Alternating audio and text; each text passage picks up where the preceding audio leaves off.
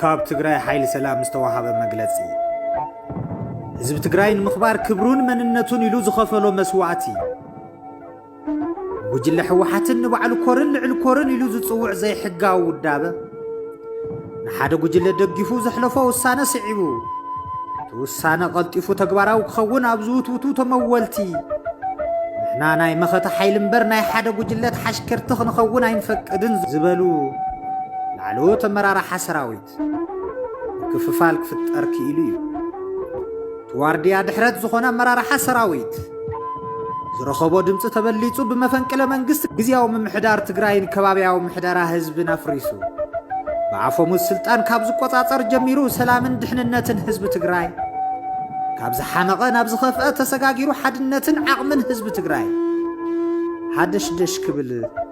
ገይሩዎ እዩ ዝኸበርኩም ሓይልታት ጸጥታ ትግራይ ወይ ድማ TDF ብሰንኪ ድኹምን ኣርሒቑ ክሓስብ ዘይኽእል እስትራቴጂካዊ ኣመራርሓ ጉጅለ ሕወሓት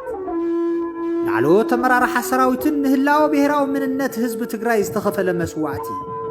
ኣካል መጉዳእትን ናይ ስነ ልቦና ማህሰይትን ከምኡውን ብውዕል ፕሪቶርያ ዝተረኸቡ ዕድላት ተሓሽሾም እዮም ብሓፈሻ ዓለም ዘስደመመ መኸተ ህዝቢ ትግራይ ተጨውዩ ከም ተጋዳላይ ኣብ ህዝቢ ትግራይ ዝነበረካ ተሰማዕነትን ክብርን ኣጥፊኦም መጋበርያ ሓደ ጉጅለ ክትኸውን ብህዝቢ ክትጽላእን ክትግለልን ገይሮም ካለው ብምዃኑ ድማ ትግራይ መዐንደር ለያቡን በለጸኛታትን ምዃና እናረእኻ ካብ ሎሚ ጽባሕ ክዕሪ ይኸውን እዩ ብምባል ኣብ ውልቀ ህይወትካ ህይወት ስድራኻን ዝበጽሕ ዘሎ ብይሕደረ ጽኒሕኻ ምቅላስካ ከም ንዕቐት ተቖጺሩ ሓቃዊ ሕቶታትካ ብናይ ተስፋ እንጀራ እናተዓሻሸው ብምኻዶም ናብ ሰልፊ ወፂኻ መሰላትካ ክትኽብር ትገብሮ ዘለኻ ምንቅስቓስ ኣጠናኺርኻ ክትቕጽል ናይ ትግራይ ሓይል ሰላም ጻውዒቱ እናቕረበ ናብ ሰልፊ ሒዝካዮም ዝወፃኻ ሕቶታት ማለት እውን ሰራዊት ትግራይ ናይ መኸተ ሓይሊ እምበር ናይ ሓደ ጉጅለ ተሓሽከራይ ክኸውን ኣይንፈቅድን DDR ንዝተጋደለ እምበር የውደልድል ንዝነበረ ካድረ ልምዓት ጉጅለ ንመጥቀም ክኸውን ኣይንፈቅድን ናብራ ተጋዳላይ ብህጹጽ ይተዓረ ልዕልነት ሕጊ ይከበር ሓድነትን ዓቕምን ህዝቢ ትግራይ ዝብትን ምንቅስቓስ ደው ይበል ብDDR ዝወፁ ዝኾኑ ይኹኑ ኣካላት ተመሊሶም ናብ ሰራዊት ከኣቱ ዝግበር ዘሎ ጎስጓስ ደው ይበል ሌላን ጉሌላን ደው ይበል ህዝቢ ትግራይ ዘይዘተየሉ ጽምዶ ኣይንቕበልን ወዘተ ዝብሉ ተልዕልዎም ዘለኹም ሕቶታት ቅድሚ ዓመት ናይ ትግራይ ሓይል ሰላምን ኣመራርሓን ኣባላቱን ኣልዒሎምዎ ብሰላማዊ መንገድን ምቅላስ ዘይፈቅድ ስርዓት ስልጣን ብምቁፅጻሩ ናብ በረኻ ወፂና እንቃለሰሎም ዘለና ምዃንና እናገለጽና እዞም ህዝባዊ ሕቶታት ዝምልሱ እቲ ስልጣን ብሓይሊ ተቖጻጺሩ ዘሎ ብግዕዝና ዝተጨማለቐ ካሕዳም ጉጅለ ተኣልዩ ኣብ ትግራይ ብህዝቢ ዝተመረጸ ስርዓት እንትመጽእ ምዃኑ ምርዳእ የድሊ ስለ ዝኾነ ድማ ኣብ ትግራይ ስርዓታዊ ለውጥን ምምጻእ እቲ ሕጂ ጀሚርኩምዎ ዘለኹም ናይ ተቃውሞ ሰልፊ ብበለካን ለኽዐካን ብመታለሊ መጽባዓ ኸይኹለፍ ኣጠናኺርኩም ክትቕጽልሉ ናይ ትግራይ ሓይሊ ሰላም ደጊሙ ይጽውዕ ዝኸበርካ ህዝብን መንእሰይን ትግራይ ድሕሪ ውዕል ፕሪቶርያ ተጸቢኻዮ ዝነበርካ ናይ ትግራይ ተመዛበልቲ ናብ መረበቶም ክምለሱ ለዓላውነት ግዝኣት ትግራይ ናብ ዝነበሮ ክምለስ ሰላምን ድሕንነትን ህዝቢ ትግራይ ውሑስ ክኸውን ልዕልነት ሕጊ ክረጋገጽን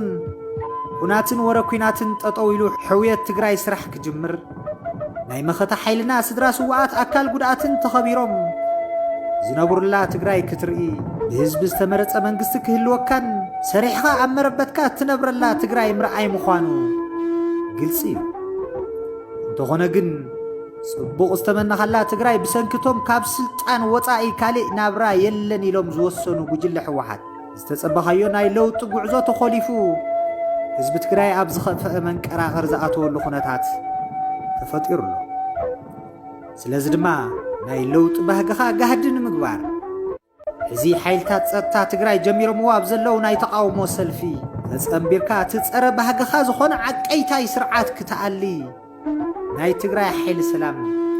ጻውዒቱ የቕርብ ዝኸበርካ ናይ ትግራይ ሓይሊ ሰላም ኩሉ መንገዲ ሰላማዊ ቃልሲ ተዓጺና ንበረኻ እንትንወርድ ደገፍትና ይኽእልዎ ዶ ይኾኑ ኢሎም እንትጭነቑ ጸላትና ድማ ቀሊዶምልና ነይሮም እዮም ይኹን እምበር ሒዝናዮ ዝተለዓልና ሕቶታት ፍትሓውን ህዝባውን ብምዃኑ ዝጭነቑ ንዝነበሩ ደገፍትና ኹርዓት ይቕልዱና ንዝነበሩ ጸላኣትና ድማ ፍርሒ ስለ ዝፈጠረሎም እንከይፈተው ዛብርኩታ እምኒ ዶላታ ምባል ጀሚሮም ኣለዉ ስለዚ ኣብ ብጣዕሚ ጸቢብ ኩነታት ኮይንካ ዝጀመርካዮ ቃልሲ ሕዚ ጨናፍርና ስፊሕና ኣብ ውሽጢ ጸላእትናን ኣብ ኩሉ ከባብታት ትግራይ ንርከብ ጽባሕ ድማ ዝተበተነ ሓድነትን ዓቕምን ህዝቢ ትግራይ ሰብሲብና ስልጣን ካብ ውልቀ መላኽቲ ወፂኡ ኣብ ኢድ ህዝቢ ዝተመረጸ መንግስቲ ክትኸውን ብጽንዓት ከም እንቃለስ ንህዝብና ቃል ንኣቱ ሕድሪ ስዋዓትና ኣይንዕብርን ጥቅምቲ 2018 ዓመተ ምህረት ወታደራዊ ኮማንድ ናይ ትግራይ ሓይሊ ሰላም